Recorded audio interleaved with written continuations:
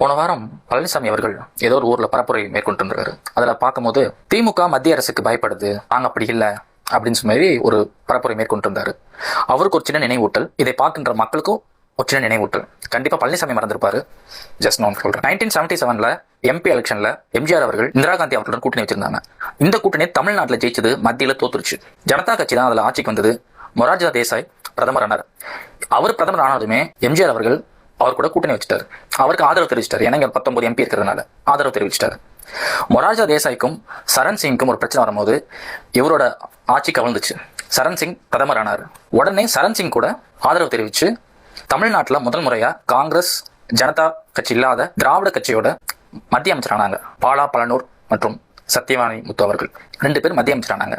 அதாவது 2.5 வருஷத்துல இந்திரா காந்திக்கும் ஆதரவு, மொரார்ஜி தேசாய்க்கும் ஆதரவு, சரண் சிங்க்கும் ஆதரவு. இப்படி ஒரு வரலாறு வச்சுட்டு பழனிசாமி அவர்கள் திமுக பேசலாமா? நன்றி, வணக்கம். பேசுவோம்.